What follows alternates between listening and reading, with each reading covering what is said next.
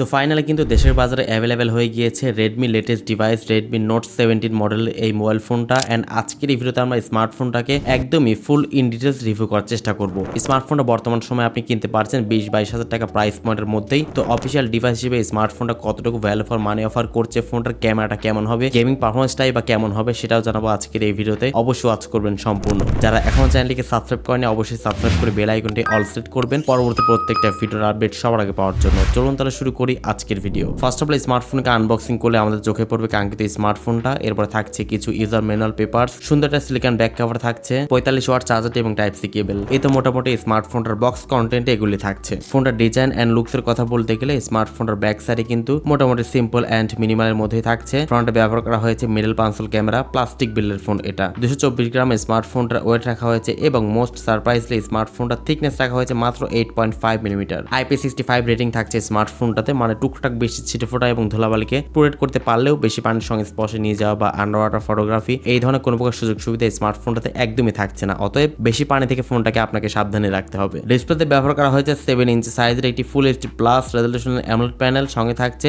120 hertz এটি রিফ্রেশের সুবিধা, 1800 net speak brightness এখানে ব্যবহার করা হয়েছে এবং এই ডিসপ্লেকে প্রোটেকশন করবে কোনিং গোয়েলের glass 7 i protection. Full HD প্লাসের সাথে অ্যামোলেড থাকছে, তো বুঝতে পারছেন ভিউয়ার্স ডিসপ্লে কোয়ালিটি কিন্তু পার্সোনালি আমার কাছে অনেক ভালো লেগেছে। ফোনটা আপনি যখন আউটডোরে ডিরেক্ট সানলাইটে ব্যবহার করবেন তখন কিন্তু কোনো প্রকার শার্পনেস বা ব্রাইটনেস জনিত কোনো প্রবলেম আপনাকে একদমই ফেস করতে হবে না স্মার্টফোনটাকে আউটডোরে ব্যবহার করার সময়। পাশাপাশি ইনডোর কন্ডিশনও অনেক ভালো। আপনি ইউটিউব কন্টেন্ট ওয়াচিং থেকে শুরু করে মাল্টিমিডিয়া এক্সপিরিয়েন্স এমনকি গেমিং করে এখান থেকে আপনি বেটার একটা এক্সপিরিয়েন্স আপনি ডেফিনেটলি পেয়ে যাচ্ছেন। এন্ড এই মোবাইল ফোনটাতে ব্যবহার করা হয়েছে লেটেস্ট অ্যান্ড্রয়েড ভার্সন অ্যান্ড্রয়েড 16 এর সুবিধা, HyperOS 3 করা হয়েছে এখানে। কোয়ালকম স্ন্যাপড্রাগন 4 Gen 4 চিপসেট ব্যবহার করা হয়েছে এবং এর জিপিইউ হচ্ছে Adreno 613। Latest Android version Android 16 এর সাথে HyperOS 3 দেওয়াতে স্মার্টফোনকে আপনি কিন্তু মোটামুটি ইউআই জনিত কোনো প্রবলেম আপনাকে একদমই ফেস করতে হবে না স্মার্টফোনটাকে ব্যবহার করার সময়। Like day to day tasking থেকে শুরু করে মাল্টিমিডিয়া এক্সপিরিয়েন্স এমনকি ছোটখাটো গেমিং করে অবশ্যই ভালো একটি ফিল আপনি এখান থেকে অবশ্যই পেয়ে যাবেন। And Qualcomm Snapdragon 4 Gen 4 chipset এটা হচ্ছে খুব একটা বেশি পাওয়ারফুল চিপসেট এমনটা একদমই না।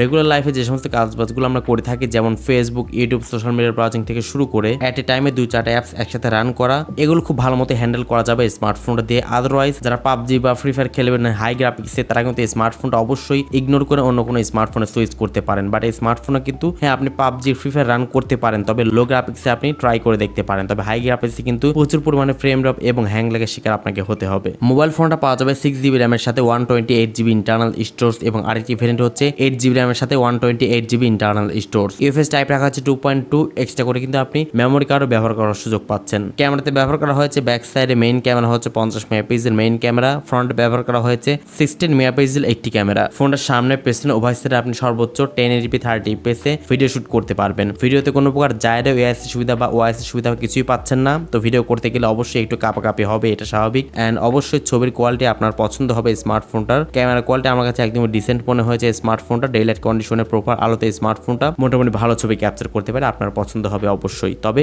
এখানে কোনো প্রকার 4K থাকছে না, 60fps-টাও থাকছে না। তো ক্যামেরা কোয়ালিটি কিন্তু পার্সোনালি আমার কাছে একদমই এভারেজ মনে হয়েছে, একটু বেশি এক্সপেকটেশন ছিল। বাট অফিসিয়াল ডিভাইস হিসেবে ফোনের দাম ঊর্ধ্বগতির কারণে স্মার্টফোনের ক্যামেরাটা একদমই এভারেজ মনে হয়েছে আমার কাছে। এছাড়া ফোনটাতে ব্যবহার করা হয়েছে লাউড স্পিকার, 3.5 মিলিমিটার হেডফোন জ্যাকটি এখানে অনুপস্থিত রয়েছে। NFC সুবিধা পাচ্ছেন যেটা ভালো ব্যাপার, ইনফ্রারেড পরিসুবিধা পাচ্ছেন, সেই সাথে পাচ্ছেন আন্ডার ডিসপ্লে অপটিক্যাল ফিঙ্গারপ্রিন্ট স্ক্যানের সুবিধা। ফিঙ্গারপ্রিন্ট স্ক্যানটি মোটামুটি ফাস্ট এবং অ্যাকুরেট বলে জানতে পেরেছি। তো অ্যাটলাস ফোনটার ব্যাটারি নিয়ে বলতে গেলে ফোনটার ব্যাটারিতে ব্যবহার করা হয়েছে চাইনিজ ভ্যারিয়েন্টের 7700 mAh এটি ম্যাসিভ ব্যাটারি সেটআপ এবং 45 ওয়াট চার্জিং সুবিধা স্মার্টফোনটার বক্সের সঙ্গে আপনি পেয়ে যাচ্ছেন। সঙ্গে থাকছে 22.5 ওয়াট রিভার্স ওয়াট চার্জিং সুবিধা। রেডমি নোট 17 স্মার্টফোনটা আপনি বর্তমান সময় কিনতে পারছেন 20-22 হাজার টাকা প্রাইস পয়েন্টের মধ্যে, মোটামুটি 21-22 হাজার টাকা প্রাইস পয়েন্টের মধ্যে স্মার্টফোনটা পাওয়া যাচ্ছে। তো এই প্রাইস পয়েন্টে স্মার্টফোনটা কারা কিনবেন কারা কিনবেন না, যাদের একটা ব্যালেন্স টাইপের স্মার্টফোন দরকার, খুব একটা বেশি ক্যামেরা দরকার নেই, মোটামুটি এভারেজ ক্যামেরা হলেই চলবে এবং গেমিংও একদম এভারেজ হলেই চলবে। গেমিংটা পাবজি ফ্রি ফায়ার আপনি লো গ্রাফিক্সে ট্রাই করে দেখতে যাচ্ছেন এবং চার্জ ব্যাকআপ যথেষ্ট ভালো দরকার যাদের, তারা কিন্তু স্মার্টফোনটা একদম অনায়াসে দেখতে পারেন।